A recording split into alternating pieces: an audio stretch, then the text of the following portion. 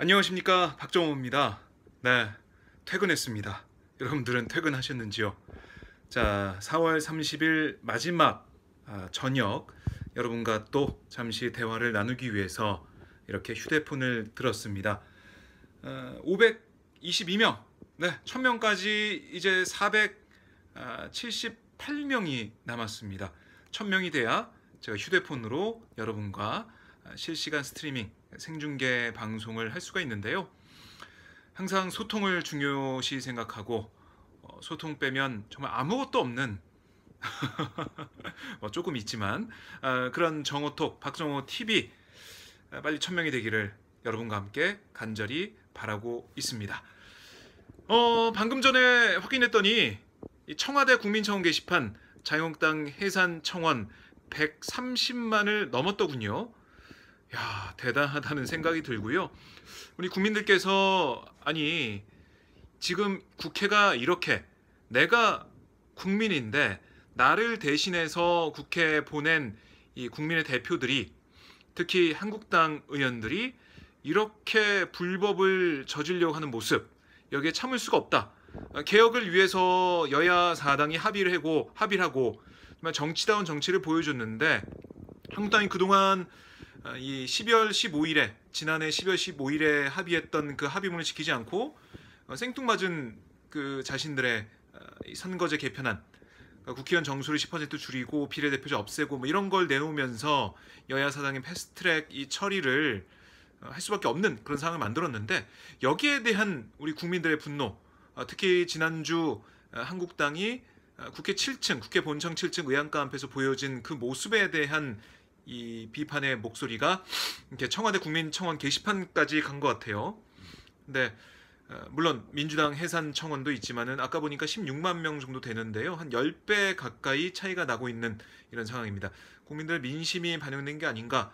국민들께서는 나의 목소리를 어떻게든 보여주고 싶은데 전달이 안 되니까 전달할 수 있는 방법이 뭐가 있냐 찾다 보니까 국민청원 게시판에 찾으신 것 같아요. 목소리를 내는 것 같은데요.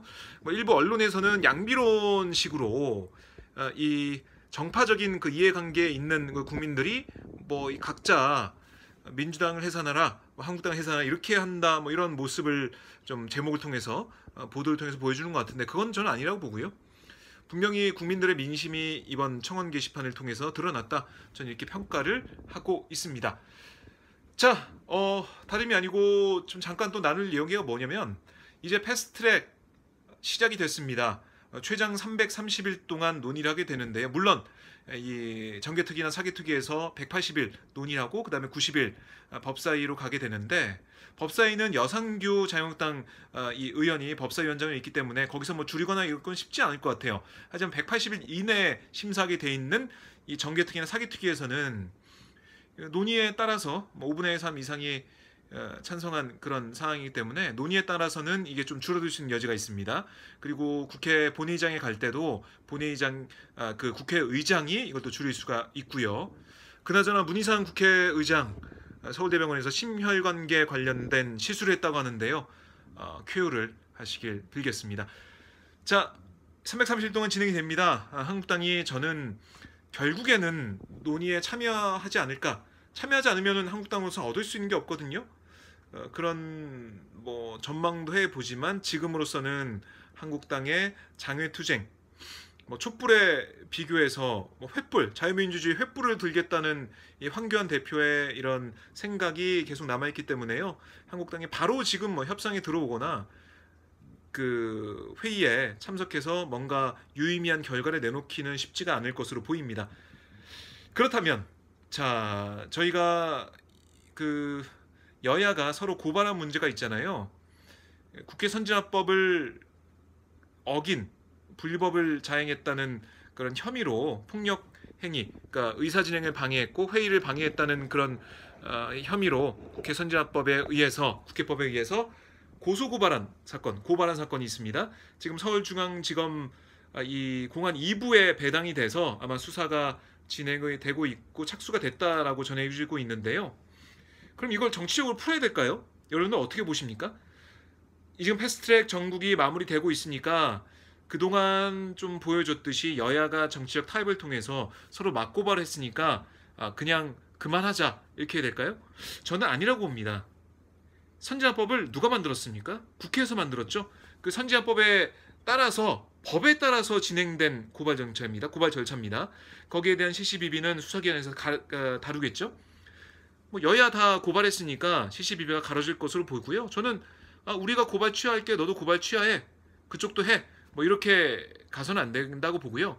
만약 그렇게 된다면 법을 어기는 그런 상황에서도 아니 그러면 이렇게 정치적으로 합의를 하니까 계속 이렇게 선지화법을 어기는 선지화법을 무력화시키는 그런 모습이 계속 나올 수가 있습니다. 이렇게 국회에서 법을 만든 사람들도 법을 안 지키는데 국민들이 법을 지켜야 된다고 얘기할 수가 있을까요? 법과 원칙을 제일 많이 강조했던 그런 당이 어딘가요? 네, 여러분 다 아실 겁니다. 이 법치주의, 법과 원칙 이런 걸 계속 강조해왔던 그런 뭐 지난 보수 정권 하에서 우리가 많이 들어왔던 건데 지금 이제 와서 이거는 뭐 정치적으로 해결해야 된다? 뭐 그런 건 아니라고 봅니다. 끝까지 이 법의 판단을 받아야 된다고 보고요. CCBB를 가려서 처벌할 게 있으면 처벌을 해야 된다고 생각을 합니다. 뭐 이은재 의원이 그 의안가에 팩스 들어온 걸 가지고 왜 그거를 뭐 빼냈냐 뭐 이런 식으로 얘기하는 게 YTN 영상이나 이런데 여러 군데서 보도가 됐던데요. 그런 부분들, 공무집행을 방해한 부분들도 있고요, 분명히.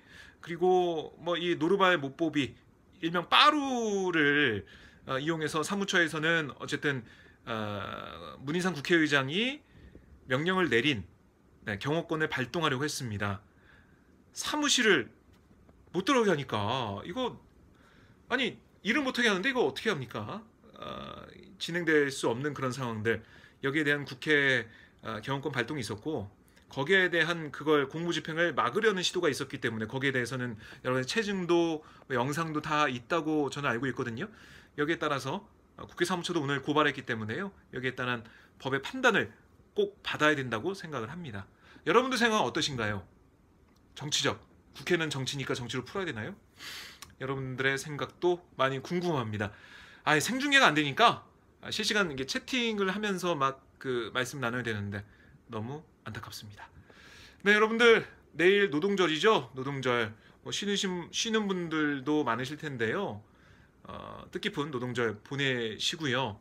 쉬시는 분들 잘 쉬시고요. 혹시 출근해야 되는 분들은 힘내시길 바라겠습니다. 저는 내일 다시 또 시간 날 때 이렇게 VOD로 여러분께 인사드리도록 하겠습니다. 네, 편안한 밤 되십시오. 고맙습니다.